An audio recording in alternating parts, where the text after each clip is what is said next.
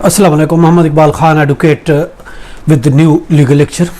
आज का जो हमारा लीगल लेक्चर है वो है वसीयतनामा की registration of the will and authority to adopt. के वसीयत की रजिस्ट्रेशन हम किस तरीके से करते हैं और कौन सी अथॉरिटी हम अडॉप्ट करते हैं। देखिए, अंडर सेक्शन 41 है रजिस्ट्रेशन एक्ट 1908 का। जो वसीयत होती है, वसीयत जो है, जो टेस्टेटर होता है, वसीयत पेस्टेसा यानी मूसी, वसीयत करने वाला। वसीयत में टेस्टेटर और डोनर दोनों रजिस्ट्रेशन के लिए पेश कर सकते हैं।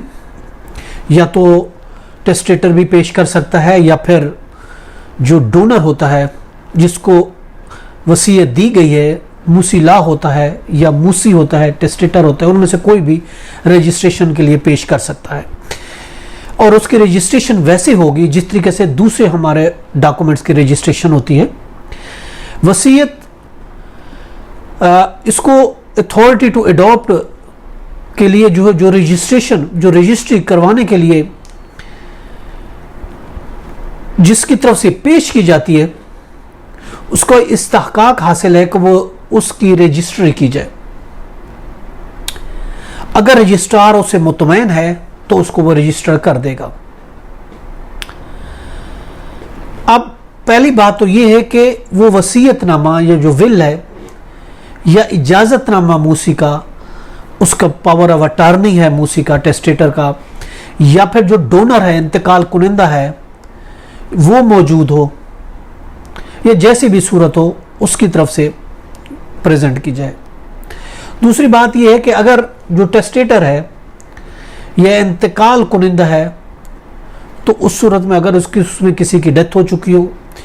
और तीसरी बात यह है कि ये वो शख्स जो वसीयत या उसकी पावर ऑफ अटॉर्नी, इजाजतनामा उसके पास है, वो पेश करता है, तो अंडर सेक्शन 40 के तहत वो उसको रजिस्ट्रार के पास पेश करने का इस्तेहकाक रखता है।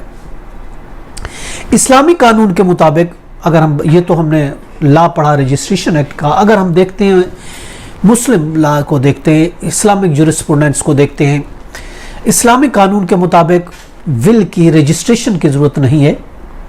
जब दो गवाह इस चीज़ की गवाही दे देते हैं तो वसीयत साबित हो जाती है। उसके लिए रूलिंग भी है 1998 CLC पेज है 931 और इसके अलावा 1986 है CLC पेज है 372।